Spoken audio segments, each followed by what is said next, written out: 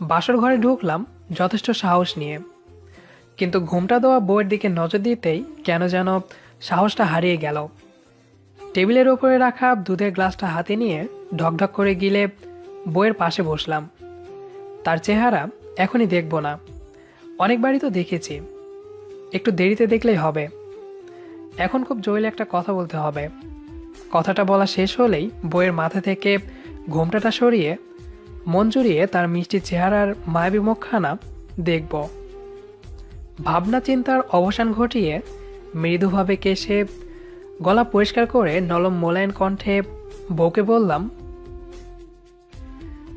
বউ, I love you. এটা শুনেই বউ নড়ে চড়ে উঠল, দ্রুততার সহিত মাথা থেকে ঘোমটাটা সরালো, আমার দিকে চোখ দুটো এত বড় করে তাকালো। চোখ দেখে মনে হলো যেন উত্তপ্ত লোহার বল। চোখ গরম করে বাঁকা দৃষ্টিতে তাকিয়ে উত্তেজিত কণ্ঠে বলল, আপনার তো সাহস কম না? আমাকে প্রপোজ করতে আসেন? কি করে ভাবলেন যে আপনার মতো এমন কাইলার প্রস্তাবে আমি রাজি হব? জানেন আমার জন্য কত শত ছেলে পাগল ছিল, প্রতিটা ছেলে ছিল যথেষ্ট সুদর্শন, অথচ তাদের একজনকেও পাত্তা দিইনি। আর আপনার প্রস্তাবে সাড়া দিব আমি? হাহ, শখ কত! অবাক হয়ে বউয়ের চোখের দিকে অপলকে তাকিয়ে রইলাম। সে বলল কি এটা? অন্য যে কেউ হলে তো আমার প্রপোজ পেয়ে খুশিতে মিষ্টি করে হাসতো, আর লজ্জায় লাজরাঙা হয়ে চোখ পিটপিট করত। অথচ এই মেয়ে বলে কি? আশ্চর্য হয়ে বললাম, আরে আমি তো তোমার স্বামী, আমার প্রস্তাবে রাজি হওয়া যা না হওয়াও তা। তোমার তো খুশি হওয়া উচিত ছিল আমার প্রস্তাব পেয়ে। আপনি আমার স্বামী, তাতে কি? স্বামী হয়েছেন বলে কি আমাকে কিনে নিয়েছেন? আমি যার তার সাথে প্রেম করি না, আগেও করিনি, ভবিষ্যতেও করব না। যার তার সাথে প্রেম করো না মানে কি? তার মানে তুমি বোঝাচ্ছ সুদর্শন ছেলেদের সাথে প্রেম করতে? আজ তো একটা গাধা, বলি একটা, বোঝে আর একটা। শোনেন, আমি প্রেম করিনি, করবও না। আমার সাথে যে করবে এটা নিশ্চিত। প্রেম করবে বলেই তো এত সুন্দর করে সেজে আসছো, গাল দুটোকে লাল টুকটুকে বানিয়ে আনছো। তোমার সৌন্দর্য দেখিয়ে আমাকে ঘায়াল করতে চাও? চুপ করেন, এই সাজ আপনার জন্য নয়, কাল সকালে যারা আমাকে দেখতে আসবে তাদের জন্য। যদি তারা আমাকে দেখতে এসে বলে বউ সুন্দর না, তাহলে আমারই খারাপ লাগবে। তাই সুন্দর করে সেজে আসছি, কেউ আর নিন্দাতে পারবে না। তোমার এই স্বাস্থ্য রাতের মধ্যে নষ্ট হয়ে যাবে। কেমনে? তুমি বোঝো না নাকি? চোখ রাঙিয়ে বউ বলল, কি বুঝি না? থাক, সময় হলে বুঝবে। ঠিক আছে, এখন সত্যি করে বলেন তো আমাকে কেমন লাগছে? হাসি চেপে রেখে ভাঙা গলায় বললাম, ফালতু লাগছে, ফালতু। বউ প্রথমে আমার দিকে চোখ পাকিয়ে তাকালো, তারপর মুখটা এতটুকু বানিয়ে চেহারা আমার দিক থেকে ফিরিয়ে নিল। বেশ কিছুক্ষণ কেউই কোনো কথা বললাম না। সেলফোনটা বের করে প্রিয় বান্ধবীকে ফোন করলাম। রিং হচ্ছিল। একদম শেষের দিকে ফোন রিসিভ করলো। ওপাশ থেকে বলল, কি রে, এখন কেন ফোন দিয়েছিস? তোর তো এখন বাসর করে থাকার কথা। নিচু স্বরে বললাম, বাসরঘর থেকেই তো ফোন দিয়েছি। মানে কি, তোর বউ কিছু বলছে না? না রে, আমার প্রতি তার কোনো গুরুত্ব নেই। এটা কেমন কথা? বউ মুখ ফুলিয়ে দাঁতে দাঁত চেপে চোখ রক্তিম বানিয়ে অপলকে দেখছে আমাকে। আচমকা সে তীক্ষ্ণ কণ্ঠে বলল, কার সাথে কথা বলছেন? গম্ভীর গলায় বললাম, আমার ফ্রেন্ডের সাথে। মেয়ে ফ্রেন্ড নাকি ছেলে? মেয়ে হলে কি সমস্যা?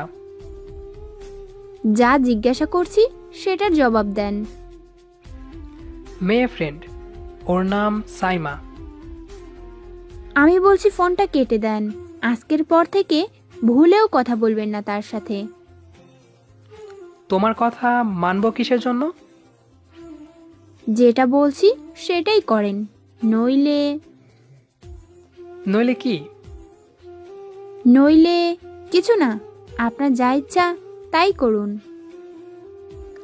কথাটি বলেই বউ বিছানায় শুয়ে পড়ল। চেহারাটা আমার দিক থেকে ঘুরিয়ে নিল। সাইমাকে বলতে লাগলাম, বল। ও আচ্ছা, একটা কথা বলা ছিল। তুই না বলেছিলিস কোথাও যেন ঘুরতে যাবি? তো সেটার ডেট ফিক্সড করলি কবে?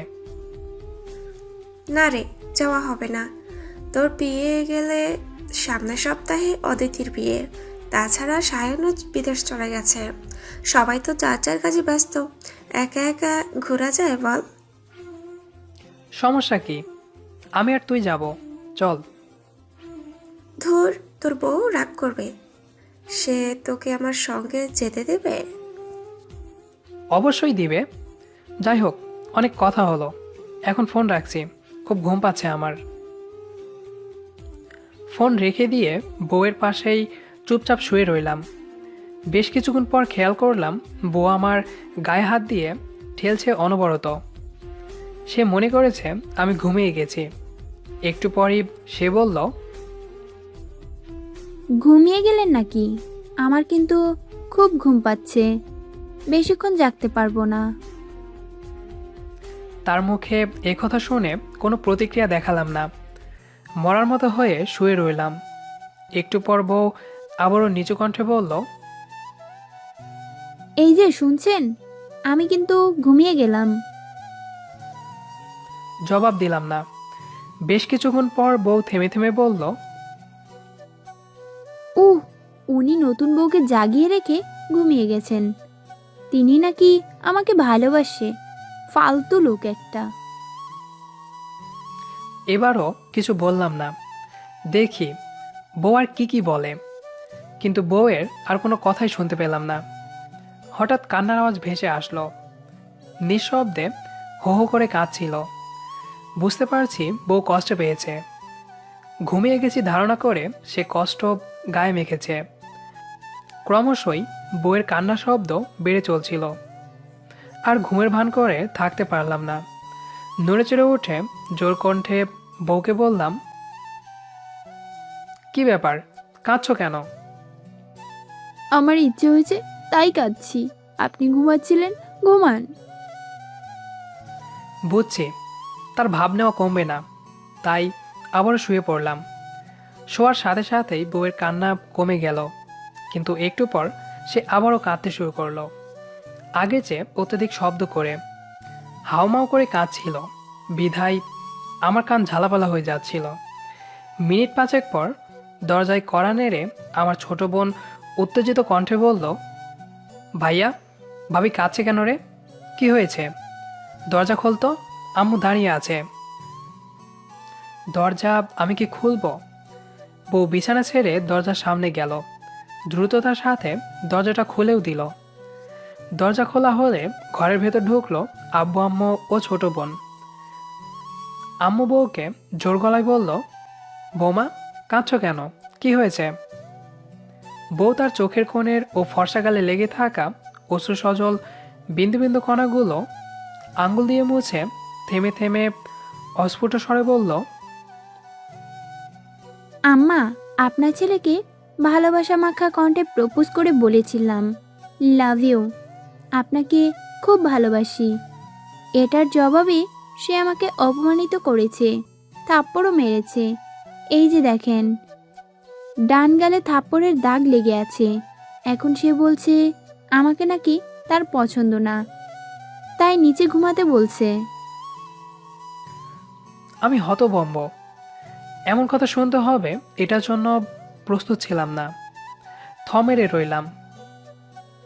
ওদিকে আব্বু, আম্মু ও ছোট বোনটাও ভেবাচাকা খেয়ে বইয়ের দিকে তাকিয়ে রইল। তারা আমার বইয়ের দিকে কিছুক্ষণ তাকিয়ে থাকার পর আমার দিকে দৃষ্টি নিক্ষেপ করলো। আব্বু রাগ স্বরে বলল, সিনেমা করো সিনেমা? তোর দাঁত সবগুলো ভেঙে ফেলবো বলে দিলাম। তোর পছন্দ মতো বিয়ে হলো, আর এখন উল্টাপাল্টা বকছিস, ইডিয়েট। ওদিকে আম্মু গরম চোখে তাকিয়ে রইল, আমার দিকে নজর দিয়ে বলল, তুই আর মানুষ হইলি না। কথাটা বলেই আম্মু আব্বুকে সঙ্গে নিয়ে রুম থেকে বের হয়ে গেল। ওদিকে ছোট বোনটা তার ভাবের পাশে দাঁড়িয়ে ফিসফিস করে বলল, কিরে সিনথিয়া, কি হয়েছে সত্যি করে বলতো? ভাইয়া তোকে তো পছন্দ করে, সে কেন এরকমটা করবে বল? জবাবে সিনথিয়া বলল, দোস্ত, তুই এখন যা, তোর ভাইকে একটু সোজা করব। সকালে কথা হবে তোর সাথে। ছোট বোনটাও চলে গেল। সে যাবার পর সিনথিয়া দুষ্টুমির হাসি হেসে বলল, কি কেমন দিলাম? হাই তুলে বললাম, ভালোই দিছ। এবার আমাকে ঘুমাতে দাও, খুব ঘুম পেয়েছে। ঘুমের সময় জাগাবে না। মানে? কিসের মানে কি? বাসর রাতে কিসের ঘুম? ঘুম ছাড়া কি? ফাইজলামি করছেন? বউকে সাজিয়ে রাখার জন্য বোধহয় বিয়ে করে এনেছেন। কি আর করব বলো, জোর করে তো ভালোবাসা পাওয়া যায় না। কিসের জোর করলেন আপনি? ওই যে প্রপোজ করলাম, আর প্রত্যাখ্যান করলে। তার মানে ওইটার জন্য এমনটা করে যাচ্ছেন? কিন্তু আমি তো মজা করেছিলাম তখন। বিশ্বাস হয় না যে তুমি মজা করছিলে। আচ্ছা ঠিক আছে, আমিই বলছি, লাভ ইউ। আমি আপনাকে ভালোবাসি, অনেক বেশি। তোমার সাহস হয় কেমনে আমাকে প্রপোজ করো? জানো কত মেয়ে আমার জন্য পাগল ছিল, কত সুন্দরী সুন্দরী মেয়ে আমার জন্য লাইন ধরেছিল, কিন্তু আমি পাত্তা দেইনি। কারণ এ পর্যন্ত বলেছি, অমনি চিন্থিয়া আমার পিঠে থাবড় মারতে লাগলো। কান ধরে শক্ত কণ্ঠে বলল, আমি সাহস পেলাম কেমনে, তাই না? দেখাচ্ছি কেমনে সাহস পেলাম। আর কি যেন বললেন? অনেক মেয়ের লাইন ধরেছিল, তো তাদের কেন পাত্তা দেননি শুনি একটু। তাদের পাত্তা দেইনি কারণ আমার ছোট বোনটার কিউট একটা বান্ধবী ছিল, তার প্রেমে হাবুডুবু খেয়েই বাকিদের দূরে সরিয়ে দিয়েছি। সিনথিয়া দাঁতে দাঁত চেপে বলল, সে কে? আমার বউ।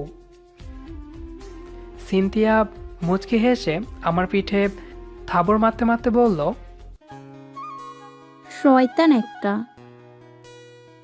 সিনথিয়ার মৃদু আঘাতটা যেন হৃদয়ে ভালোবাসার পরশ বুলিয়ে দিচ্ছিল, আর তার হাসিতে পুরো শরীরটা ভালো লাগায় শিহরিত হচ্ছিল। মনের মানুষকে জীবনসঙ্গী হিসেবে আপন করে পাওয়া মানে পুরো দুনিয়াকে নিজের করে পাওয়া। কেমন লাগলো আমাদের আজকের গল্পটি? লাইক কমেন্ট করে জানাতে ভুলবেন না। আর প্রতিদিন এমন মজার মজার গল্প শুনতে পেজটি ফলো করুন।